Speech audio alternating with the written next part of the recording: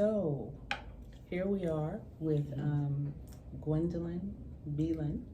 Leach. I'm so sorry. Um, Gwen, you and I know each other from Hampton University, and when I saw you, the first time that I saw you, and I saw that beautiful head, and me still trying to get used to it, it's still kind of new to me. Okay. It just made me feel comforted to see another beautiful woman walking proudly in her bareness. And I just wanted to take the opportunity for us to be able to talk about the subject because it's a journey that we each take, and for each of us it's different, and sometimes it's very similar. And I just wanted to get a take on what yours was like. Was yours due to a scalp condition? I think initially it may have been. I'm not very sure about that.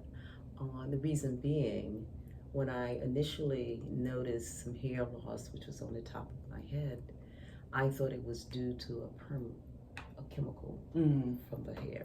And so I kind of just went with it. But as the hair loss continued, I did go to a dermatologist, and of course they said it's alopecia. I think that's a standard response. Right.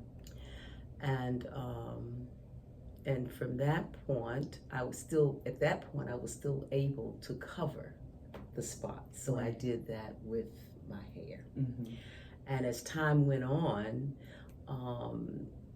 the loss of hair increased, and I just didn't feel comfortable.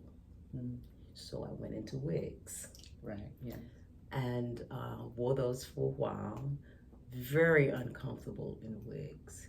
Not from the standpoint of it certainly gave me a little confidence when I was out, but from the fact that it wasn't me. Right. And the winters may have felt good because it was keeping my head warm, but it wasn't in the summer. It was so uncomfortable.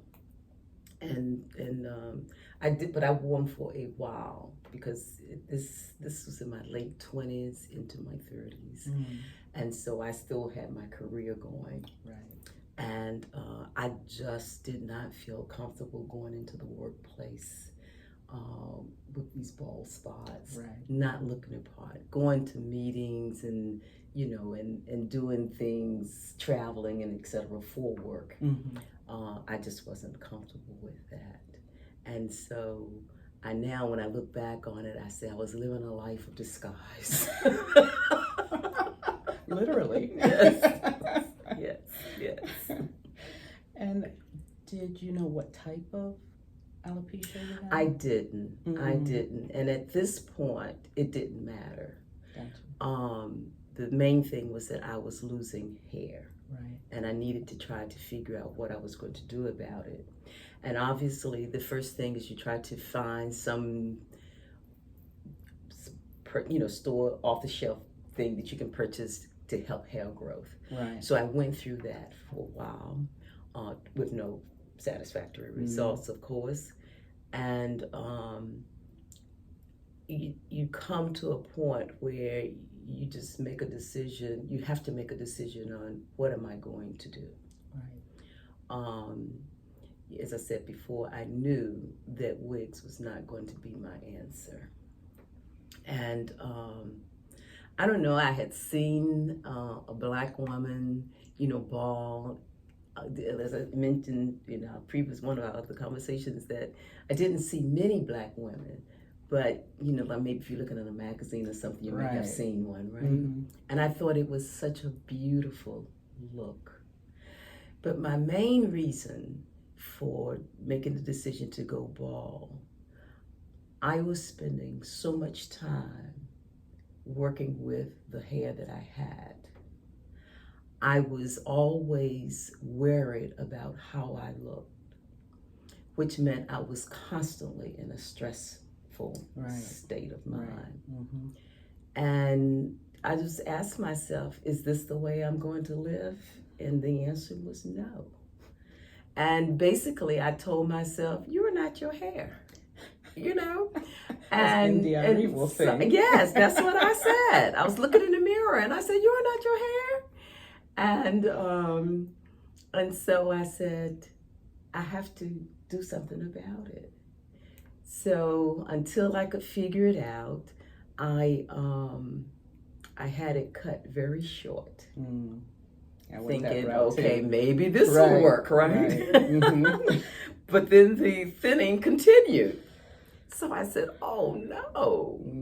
So that then led me to actually having it taken completely off and going bald. Wow. And I never looked back. I never looked back. How did it feel making that decision? That decision was the best decision I've ever made. And I say that because now I was taking my body out of that stressful state, which was a daily thing because you had to deal with your hair on a daily basis. Yes. And I just felt free. So I just said it's the best decision I've ever made. No, there is such a I don't think any woman can really appreciate it unless they've gone through the journey too. I agree. When you say that there's this sense of freedom, we're all conditioned. We've been conditioned to have hair, and then there was this phase of having long hair. Yes. And I went through the same thing as you, going through wigs and all of that. At first it was great. I could be a different person, have a different look, changing my clothes, and all of that. But yeah, I didn't feel like me. Yeah. And so I understand where you're coming from with that. I guess the reason why I asked about how it felt to make that decision is because, we go for so many years trying to make it work. I don't know how much money you've spent, but I know I spent a lot of money. Of dollars. Yes, between wigs and products. Yes. Going to doctors and the medications that they would give you that weren't covered sometimes. It was, like you said, a daily stress. Yes, it was. Which is not good for your health. That's at exactly all. Right. And alopecia is a form of autoimmune. Yes, it is. Disease, and different people have different types, which affects them differently. But yeah, you do get to that point finally where you just can't do it anymore. And I just wondered if there was any catalyst like that made you decide that day, that time, that was it. I think I'm a kind of analytical thinking person. So, I just said to myself, okay, why, thinking about my options and knowing that wigs was not going to be one of them. I looked at, in my, just quietly in my mind, why wouldn't you go bald? Why and why not? And it certainly took away the daily maintenance that I was having trying to cover up the bald spots, which was a big plus for me because I hated it. I was always conscious about, how do I look? Right. Because as you mentioned before, we are conditioned. Right. And if you don't kind of meet what you think people think you should, be. And so I said, not having that stress is enough for me to do it, Yeah. And I, in the past, when I had hair, I had worn a short cut anyway. Right. So I was kind of accustomed to not having, any long hair or anything like that. So I think that was the main driver. It was less of my energy, putting into it, less time, trying to get ready to go somewhere. And then with a bald look, you don't have to worry about anything. Right. It is one of the easiest way to go. It can rain. It can do anything it wants to. It does not affect you. Right. And so the bottom line says, this is it. This is with ease, no stress.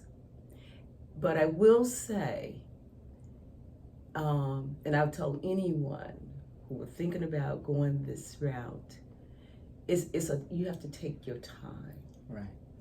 It's not for everyone, and it may not be for you today. True. Because you have to grow to the point that you are ready. Yes. Because once you do it, it's no coming back. That's yeah, right. It's no going back. That's right. So that's what, I would say, just take your time. Just, wear a wig until you get to the point where you say, I'm ready. And that's what I did. Yeah. I got to that point where I was ready. So, how long would you say it's been? I have been bald for 13 years. Oh. Yes. Okay. And loving every minute. Good. That's great. That's great. For me, it's been about 2 years, so I'm still kind of a newbie. You're a baby. But that's good. That's good. But I love it, and I wouldn't go back. I really wouldn't. I have thought about every once in a while, you see some woman and her hair looks great, and you go, should I wear one of my wigs again? But it's like, I can't go backwards. I can't. I own this now. Yeah, that's right. That's right. And we always think of our hair as our crown. Yes. But our hair is more like our halo. Our crown is right here. Right here. And I know that there are women, excuse me, who may be thinking about it. And are still a little afraid of doing it, or they're just not there, which is fine. Yes. But there is such a sense of freedom.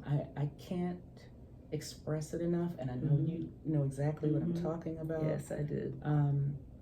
This feeling like you have taken back control of your life, because it is your life you're taking back control. You spend so much time, just worrying about that when you're out with other people. I know when I used to be in the office and I'm sitting and someone comes and they're standing over me, and I'm wondering, can they see the spot? Because of the office lights, which are so attractive, And you meet someone and they want to hug you, and they, and you're thinking, okay, is this thing going to be sitting right on my head? I mean, I don't miss that. I know. Even like there were these fill-ins, right? That you could use like mascara or whatever to go on, and you're worrying if someone hugs you, is it going to leave a mark on things like that. The things we go through. Yeah, the things we go through. Is there anything? I mean, you've said a little bit, but is there any sort of inspiration or statement that you can give to anyone who may be watching this and is considering it, or just wants to get more of a feeling of what it's like, for us to be bald? Well,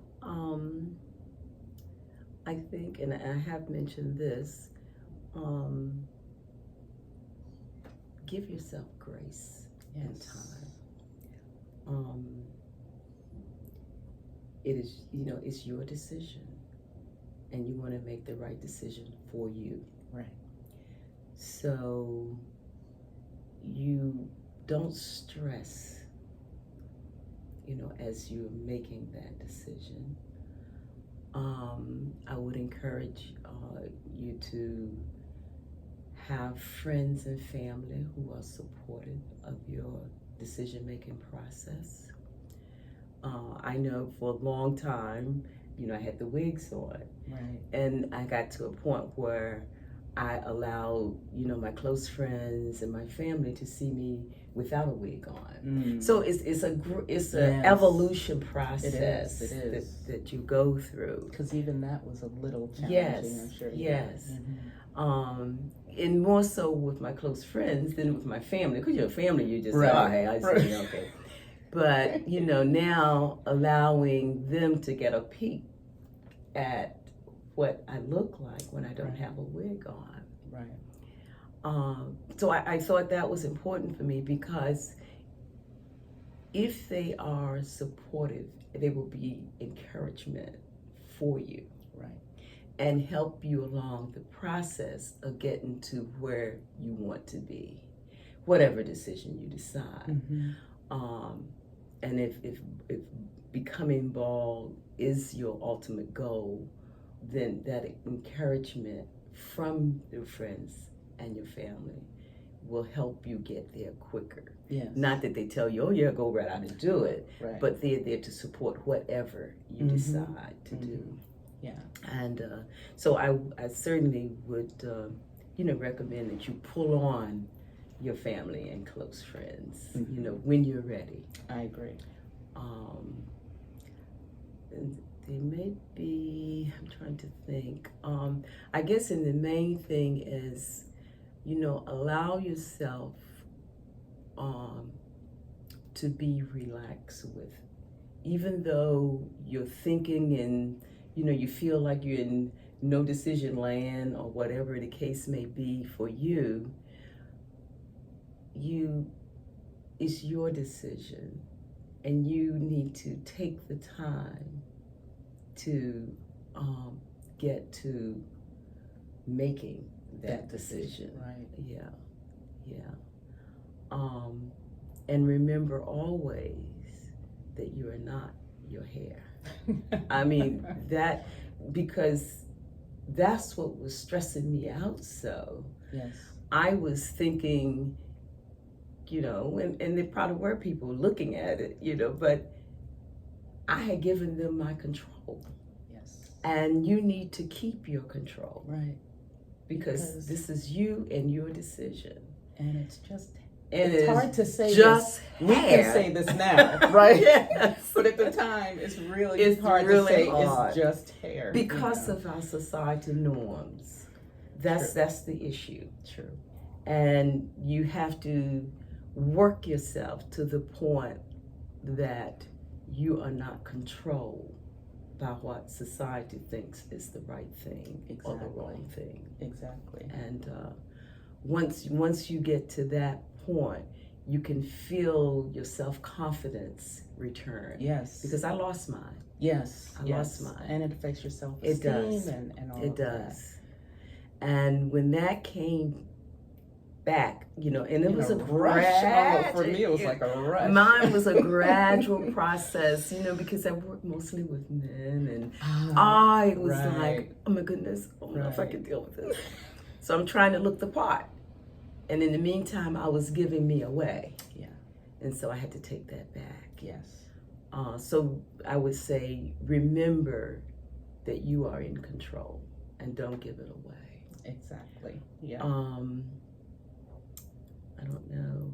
Well, one of the things that we were talking about before is how amazing it is that after you've gone through all of this and then you've made your decision and you feel like you're in your own skin, and then you get that confirmation from every woman who's bald.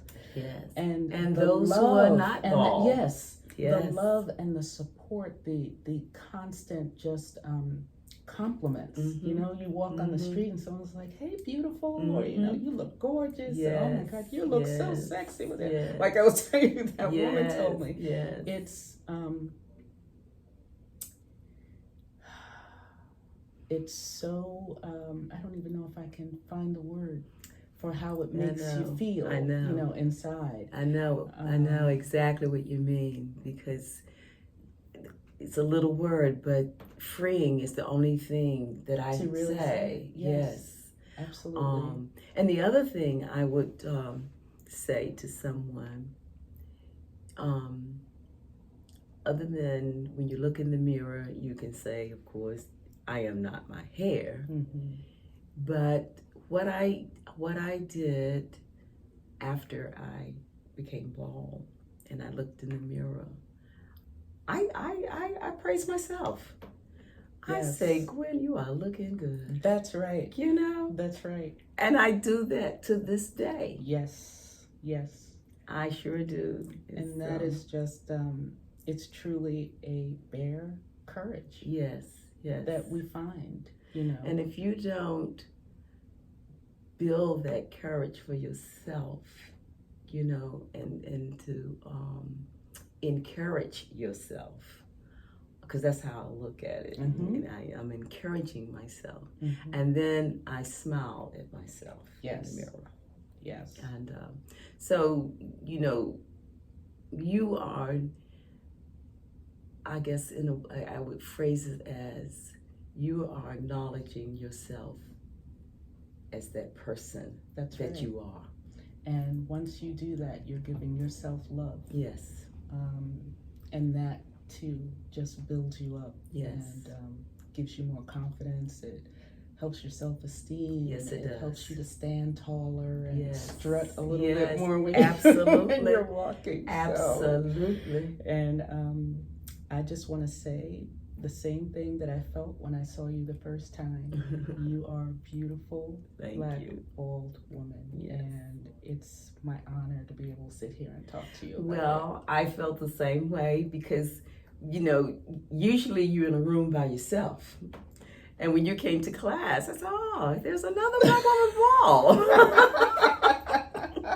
Exactly. Yeah. So I thank you so much You're for quite welcome. just sharing your story, because Yes. I know how sensitive it can be, Mm-hmm. and how it sometimes can be emotional. Yes. And I appreciate your time. Thank you. Thank you so much. All right. Appreciate you.